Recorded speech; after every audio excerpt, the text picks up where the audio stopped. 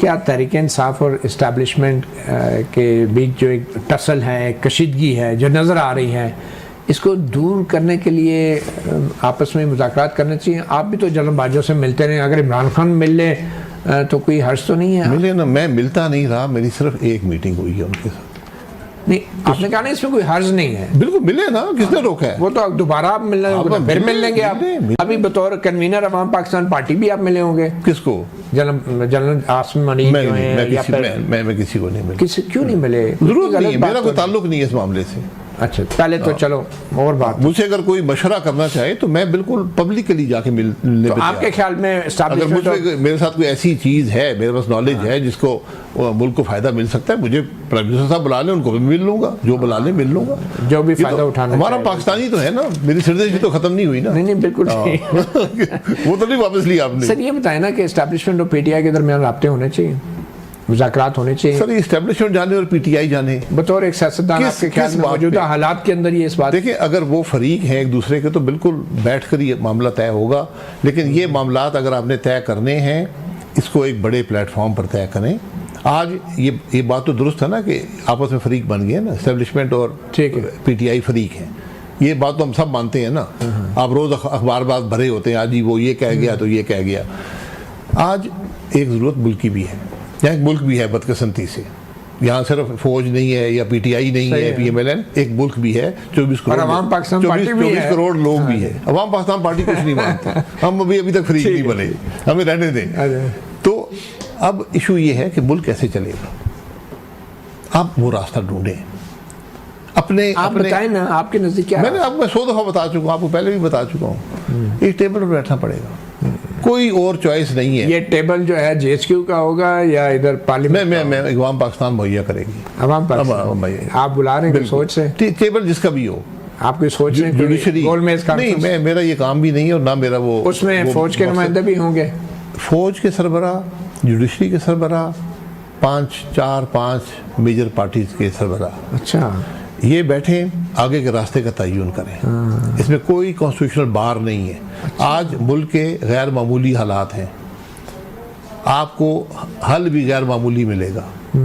आपके मुल्क को स्टेबिलिटी चाहिए, कंटिन्यूटी ऑफ पॉलिसी चाहिए, आपको रिफॉर्म का एजेंडा चाहिए, ये किसी जमात के अंदर ये सलाहियत नहीं है। तो ये बात आप वज़ीर आज़म बनने से पहले नवाज शरीफ को बताते ना कि भाई बैठी आप क्या कर रहे हैं? उस वक्त तो मुल्क चल रहा था मेरे भाई। किधर चल रहा था?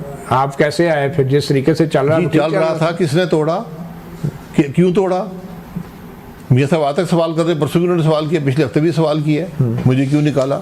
चले सर ये बताएं कि ये अभी जो इंटरनेट पे पाबंदियां लग रही हैं, 2016 में भी नून लीग पी का कानून लाई थी, अब ये इंटरनेट पे पाबंदियां, ये फायरवॉल, ये ट्विटर पे बंदिश, आपका क्या मौक़िफ़ है? वो वज़ीर साहिबा ने कह दिया है कि ये सब जो मतीउल्लाह जान VPN इस्तेमाल करता है, क्योंकि हमने पाबंदी लगा दी है तो अब लोग VPN इस्तेमाल करते हैं। जब VPN इस्तेमाल करते हैं तो इंटरनेट की जो बैंडविड्थ है वो मुतासिर हो जाती है, तो इंटरनेट स्लो हो जाता है। हमारे प्राइम मिनिस्टर साहब खुद भी VPN इस्तेमाल करते हैं। सही है, तो सारा कसूर तो प्राइम मिनिस्टर साहब को हुआ।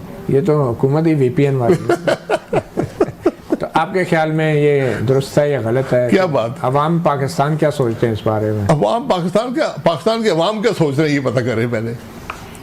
दुनिया अरबों डॉलर इन्वेस्ट करती है इंटरनेट की स्पीड तेज़ करने के लिए कि लोगों, क्योंकि आज इंटरनेट जो है ये हवा की तरह है, इसके बगैर आपकी ज़िंदगी अब मफलूज हो जाते हैं।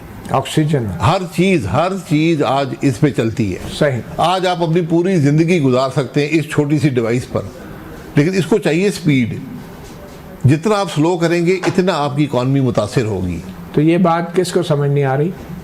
जिसने भी ये प्राइम मिनिस्टर को समझ नहीं आ रही, वो तो खुद VPN ने, ये किस प्राइम मिनिस्टर साहब ने किया। अच्छा, प्राइम मिनिस्टर कर रहा है, और तो कोई ताकत? और मतीउल्लाह जान ने किया है। अच्छा, VPN इस्तेमाल करके। भाई मैं तो देखा टेक्निकल आदमी नहीं हूँ, मुझे मुल्क की वजीर बता रही है कि सर क्या वो पंजाबी कहते गल साढ़े ते आ गई तो सुलह ही कर लो। आपने कहा कि ये एक फौजी अफसर का, एक कोर्ट मार्शल का मामला है, तो ये वो फौजी अफसर है जिसके बारे में आपके लीडर, साबिक लीडर माजरत के साथ नवाज शरीफ बराह रास्त नाम लेके इल्ज़ाम लगाते रहे, जनरल बाजवा, जनरल फैज़ ने ये किया, और फिर हाई कोर्ट के एक जज इन फौजी अफसर का नाम लेके कहते रहे कि जब DGI थे और उसके चंद हफ्ते बाद आप वज़ीर आज़म भी बन गए कि ये मुदाखलत करते रहे, उनसे मुलाकातें करते रहे, शरीफ ख़ानदान को ज़मानतें नहीं देनी, हमारे 2 साल की मेहनत ज़ाय हो जाएगी, ये वो वाले फौजी अफसर हैं। तो आप कहते हैं ये कोई बहुत मामूली फौजी अफसर थे? बिल्कुल, हर फौजी अफसर होता है रिटायरमेंट तक, फिर रिटायर्ड अफसर बन जाता है और वो एक कानून के तहत काम करता है। अगर हुकूमत आज उसी जमात की है, मियाँ साहब उस जमात के सरबराह हैं, तो उनको पूरा हक हासिल है कि वो इनके खिलाफ कार्रवाई कर सकते हैं।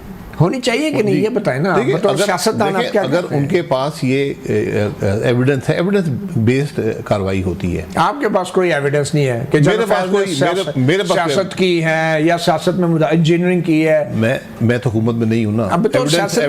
एविडेंस आपके पास हो तो आपको कार्रवाई बिल्कुल करें, आपकी ये हक है। अगर कोर्ट के पास कोई एविडेंस है, बिल्कुल कार्रवाई कर सकते हैं, उनके खिलाफ चार्जेस हैं। आपको तो कोई शिकायत नहीं है जनरल फैज से? मुझे कोई शिकायत नहीं। आपकी मुलाकातें रही हैं उनसे या उनके? मेरी जिंदगी में 2 मुलाकातें हुई हैं। अच्छा।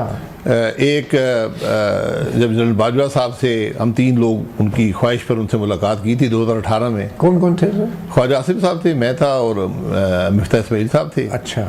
और मियाँ साहब से पूछ के हमने मुलाकात की थी और उसमें सिर्फ इकॉनमी डिस्कस हुई थी। उसमें बाजवा साहब थे और फैज़ साहब थे। पहली दफ़ा मैंने फैज़ साहब से। सागडार साहब नहीं थे उसमें? नहीं, सागडार साहब उस वक्त मुल्क में नहीं थे। मुल्क में नहीं थे। तो ये हुकूमत ख़त्म, ये जब आप 2018 की बात है, जब आप केयर टेकर गवर्नमेंट से पहले की आपकी गवर्नमेंट थी? नहीं जी, ये हुकूमत PTI की बन गई थी। ये नवंबर की बात है, डॉक्यूमेंटेड है, कोई ऐसी बात नहीं है।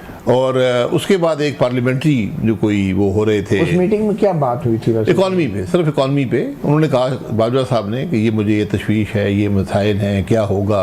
एक राय का एक्सचेंज ऑफ व्यूज था, काफ़ी लंबा। तो आप एक आम ऐसे फौजी अफसर के पास मुलाकात के लिए आप क्यों चले गए बतौर सियासतदान? आप तो कहते हैं ये फौजियों का अंदरूनी मामला है, आर्मी एक्ट होता है, फिर आप मुलाकातें भी करते हैं, तो आपको महसूस नहीं हुआ? देखें, हम अपोजिशन में थे, तो आर्मी चीफ से क्या आपका ताल्लुक? आर्मी चीफ ने कहा मैं मिलना चाहता हूँ, इकॉनमी डिस्कस करना चाहता हूँ। जनरल फैज भी मौजूद थे उस मीटिंग में? जनरल फैज उनके साथ थे, उनकी तरफ से। एक ये मुलाकात होगी और इसके आर्मी अफसर से मिलना कोई जुर्म नहीं है। नहीं, कोई जुर्म नहीं है। तो वो इसके अलावा क्या मुलाकात है? 2 आप? इसके अलावा एक पार्लियामेंट में उस वक्त ये कोई कानून चल रहे थे, हर नैब की अमेंडमेंट्स थी, हुकूमत भी शामिल थी, तो उसमें जनरल फैज एक दफ़ा मीटिंग में आए थे। ये 2 मीटिंग्स हैं।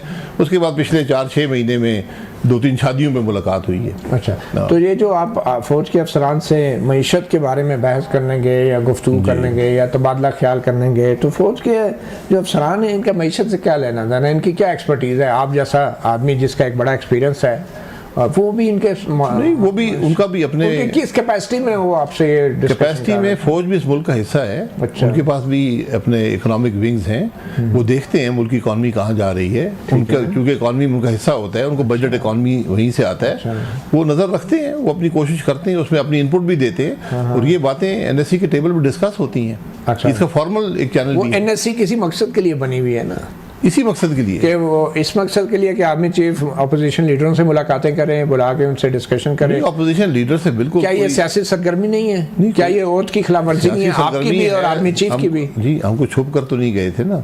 नहीं छुप के, इसलिए अगर ये उस वक्त की हुकूमत को इख्तलाफ है इस बात से, तो वो कार्रवाई कर सकती है उनके खिलाफ। ठीक है। बहरहाल आप कहते हैं कि जनरल फैज के ऊपर किसी किस्म की सियासी सरगर्मी का इल्ज़ाम अभी सामने नहीं आया और ना ही आपके पास कोई एविडेंस नहीं है। अगर हुकूमत वक्त के पास है तो वो कर लें, और अगर जजेस के पास है वो कर लें। आपके पास कोई एविडेंस है वो प्रोवाइड कर लें। आप लगता है कि नवाज शरीफ भी गलत बयानी कर रहे हैं, शौकत सिद्दीकी भी गलत बयानी कर रहे हैं, अभी तक दीगर जो शवाहिद आए वो भी सब